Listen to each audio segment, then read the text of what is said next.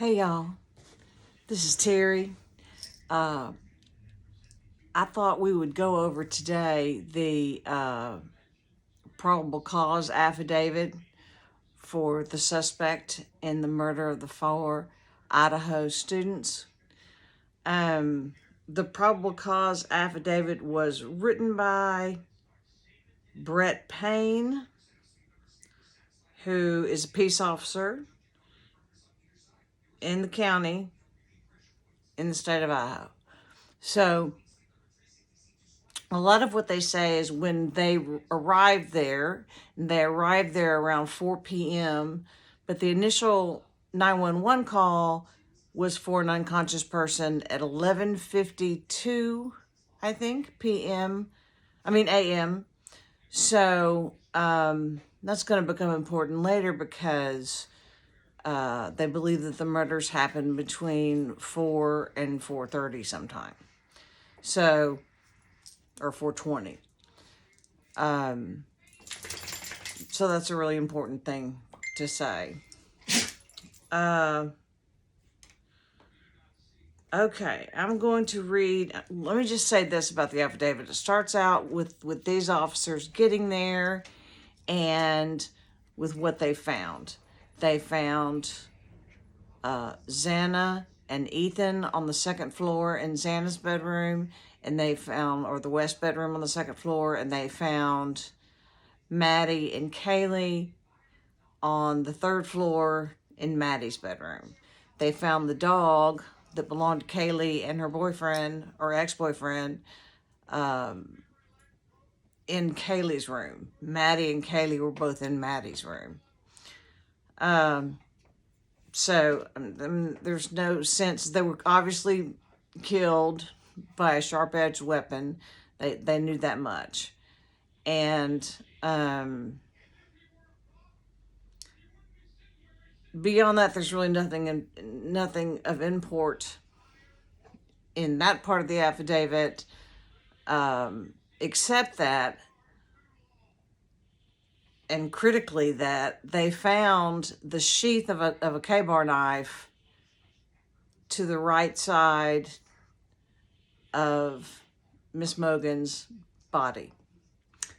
And that's where they got the familial DNA that helped them get the suspect. So they got his dad's DNA. I'm not sure what that's about, but that's what happened. And so after that, they talk about visiting with the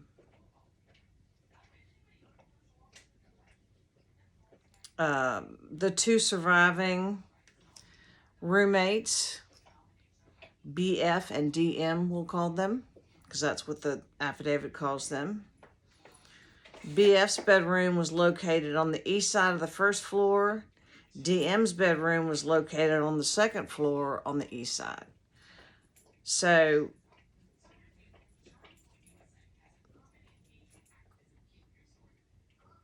BF saw Xana and Ethan at the Sigma Chi house earlier in the evening and knew that they had come home about 1:45. That's where we get that information. There was a DoorDash order that Xana made that was delivered at 4:13. Now, with DoorDash, if any of you are unfamiliar, you can have it delivered to your home and just left at the door, or you can greet the DoorDash delivery driver. I've never had anything delivered at 4 a.m., but college town makes a lot of sense. So they've spoken to the DoorDash driver, and he's confirmed. You know, he took the little picture of the food like they're supposed to do and all that stuff. So, so anyway, I'm getting ahead of myself. So BF saw or knew that Ethan and Xana were home by about 1:45. The driver of the private car that took Maddie and Kaylee home confirmed that he got them home at 1:56, and they've spoken to him, and he is not a suspect. DM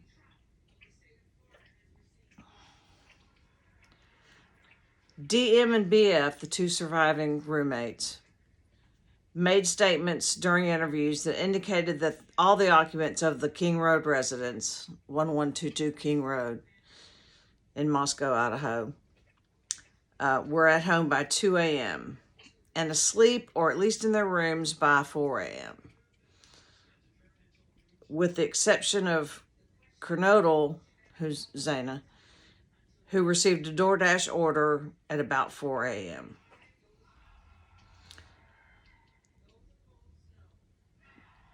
DM, one of the surviving roommates, stated she originally went to sleep in her bedroom on the southeast side of the second floor. Now, heretofore, I think we've all been under the understanding that the surviving roommates both lived on the first floor, but there was always some confusion.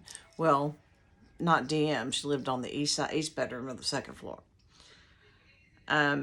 Anyway, DM said she was awoken at approximately 4 a.m. by what she stated sounded like Kaylee playing with her dog in one of the upstairs bedrooms, which were located on the third floor. By the by, earlier in the affidavit, the officer says that they located the dog in Kaylee's bedroom. Both Kaylee and Maddie were located in Maddie's bedroom, and the dog was fine.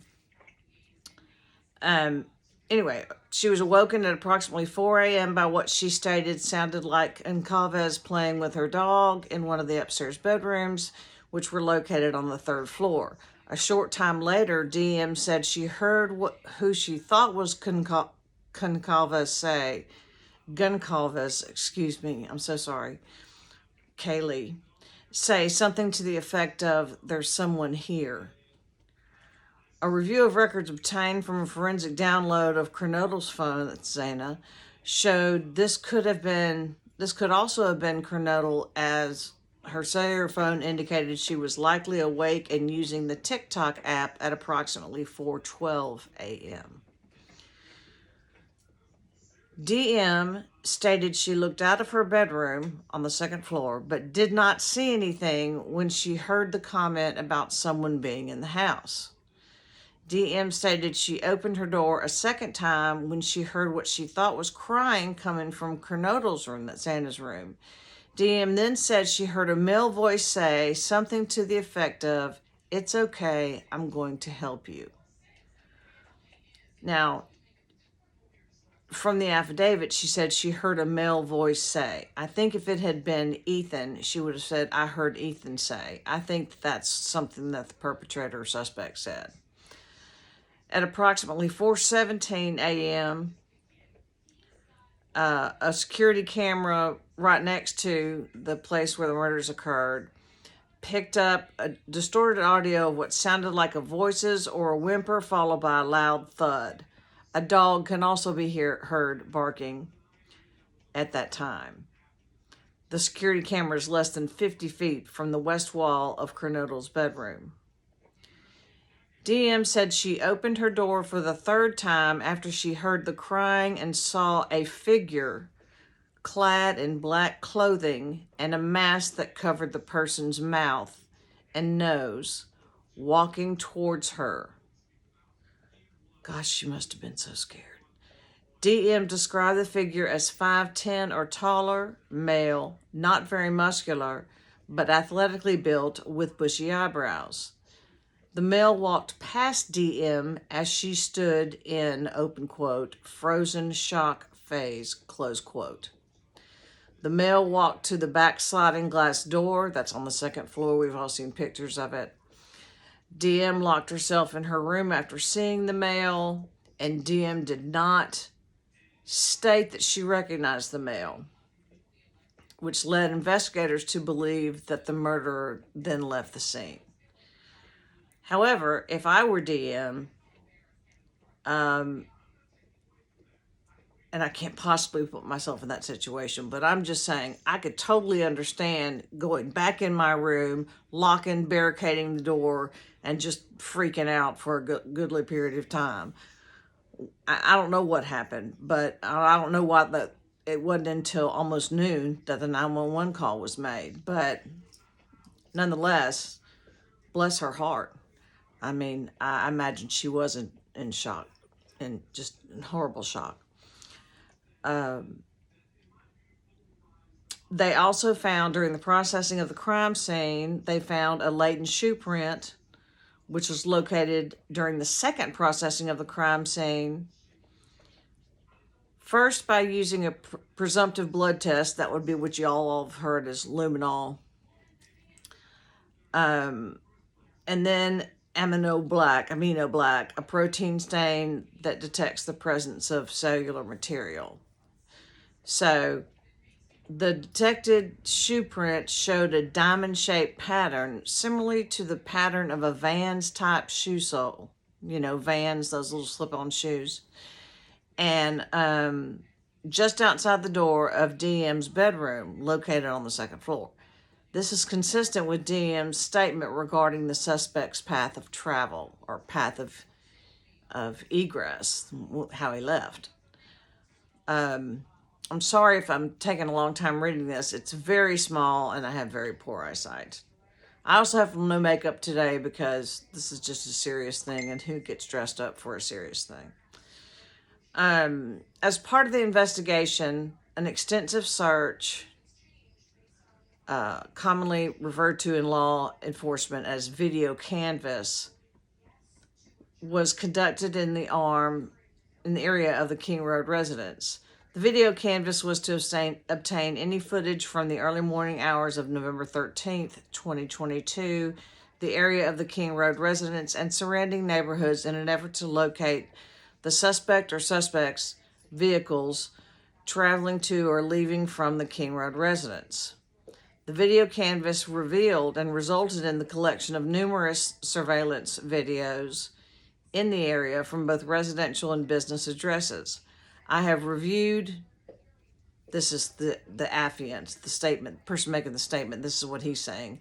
I have reviewed numerous videos that were collected and have had conversations with other MPD officers, ISP detectives, and FBI agents that are similarly reviewing footage that was obtained.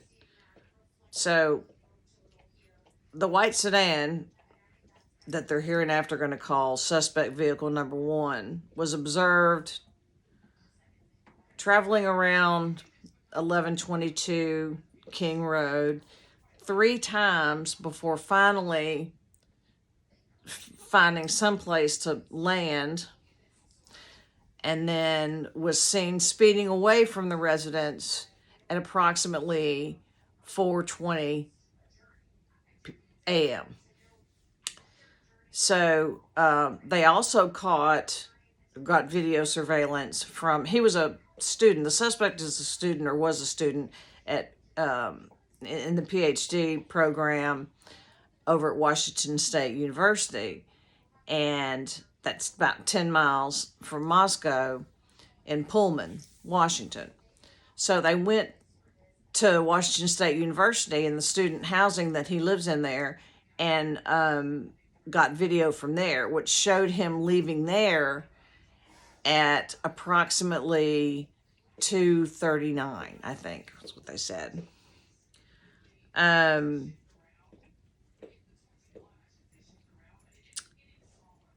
So he spent some time. It's only about 10 miles, so I'm going to guess 15-20 minutes from one place to the other. If you're following speed laws. They determined there was a special guy from the FBI that specialized in identifying cars just from blurry videos. And he identified the car first as what we thought, the Elantra, the Hyundai Elantra from 2011 to 2013, and then changed it from 2011 to 2016. And as it turns out, The suspect vehicle number 1 is a 2015. So,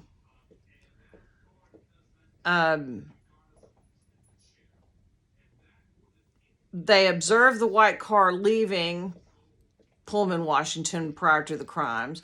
They also observed on the video canvas, observed the white car returning approximately 5:25 a.m., which is a little bit longer than one would think to get from one place to the other. But the student housing cameras caught it. And so they had a lot of evidence with this guy. It wasn't just the DNA. It wasn't just statements and whatnot. They had a lot of evidence, video evidence, various and sundry statements that were made. They had a physical description. I mean, it was the car, obviously, that got them. So they saw the car returning to Pullman, Washington around 5:27.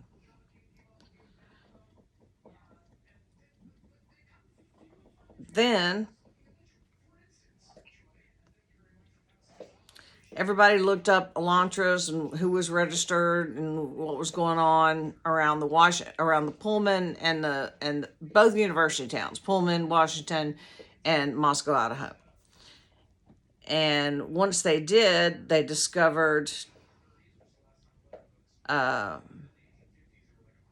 there was one registered to the suspect here, whose name I'm not going to repeat, with a Washington tag, but it had a Pennsylvania tag. Apparently, right after the murders, the suspect changed his license plate. And in Pennsylvania, like Louisiana, you only have to have the license plate on the back. In Washington State, apparently you have to have it on the front and the back, or at least in Idaho, you have to have it in the front and the back. And that's true in Texas as well. So they knew that it was a state that only needed to have a license plate in the back. And this car did. They found who it was registered to. And I mean, from there, they pretty much got all the evidence they needed. So then on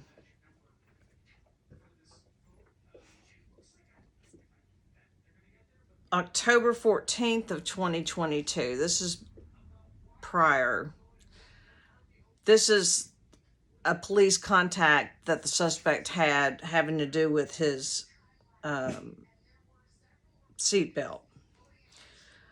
But after the murders and after the suspect had changed his license plates, his father flew in from Pennsylvania to make the cross-country drive back to Pennsylvania from Pullman, Washington, which is more than 2,000 miles. I don't see anything suspicious in that. I mean, I imagine my father would have done that. Most people's parents would have done that. So they were stopped twice in Indiana by a state trooper and by local police in Indiana, once for following too closely and once for speeding. I'm not sure if they were ticketed. I think they were just warned. But they've got them on videotape. And I mean, I've seen the films of the tapes, which of course, when I'm able to stream everything, I will be able to show you all the pictures and everything.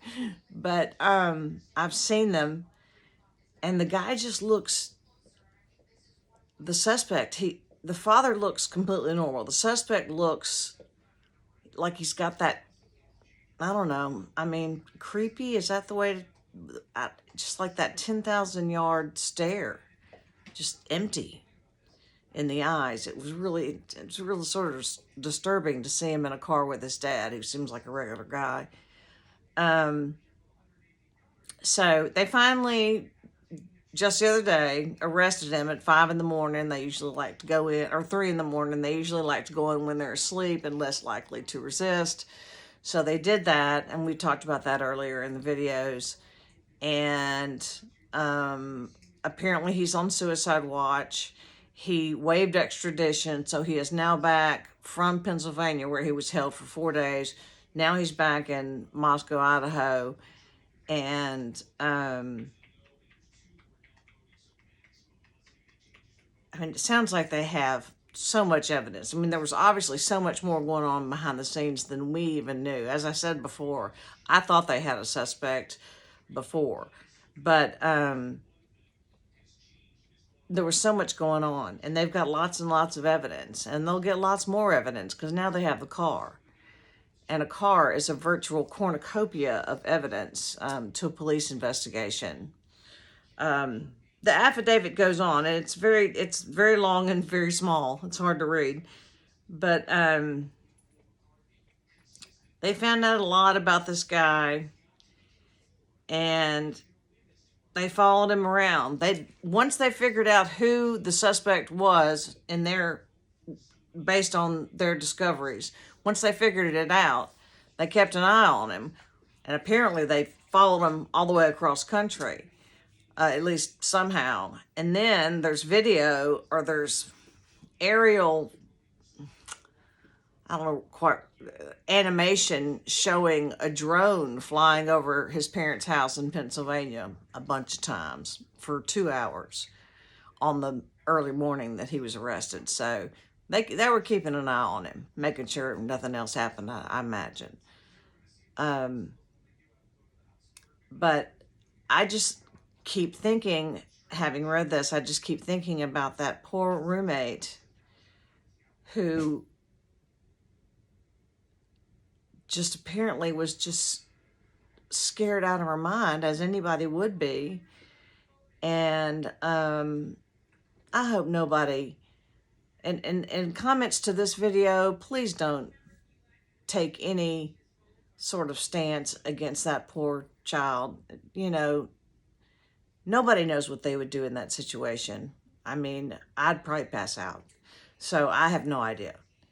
And obviously they have been eliminated as suspects, and it's just folly to place any kind of blame on them for anything.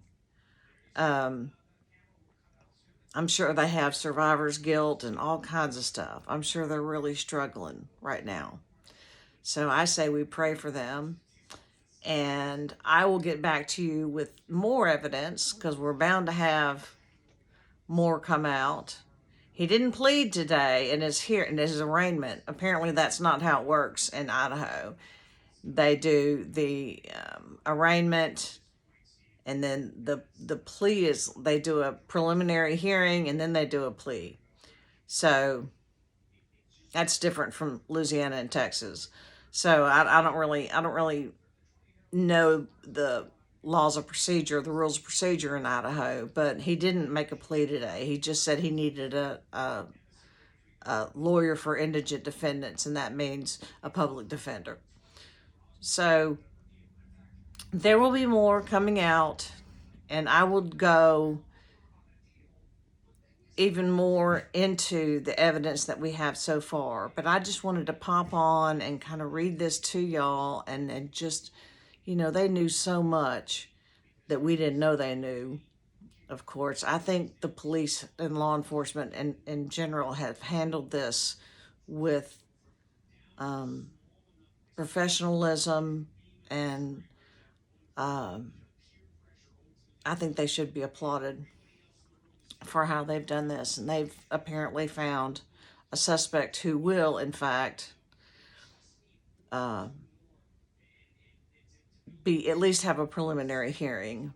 All you need at a preliminary hearing is for probable cause,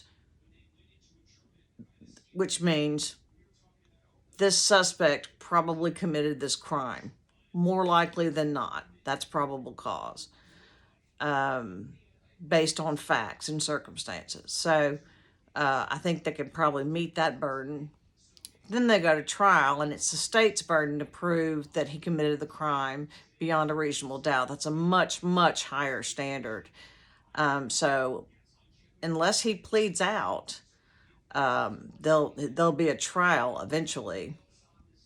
I would guess 1 to 2 years from now. Most criminal cases end in pleas. I don't know that this one will, but most do.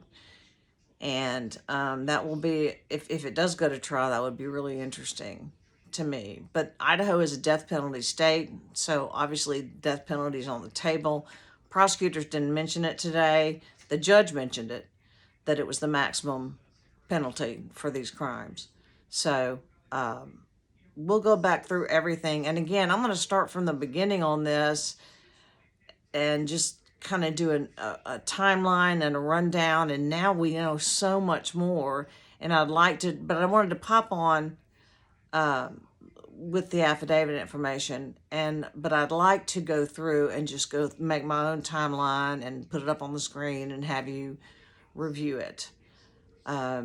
This is really dark stuff. It's really hard, but I think it's really important that they seem to have found the person who is most likely, and that's all we can say, who for which there's probable cause that he committed this crime.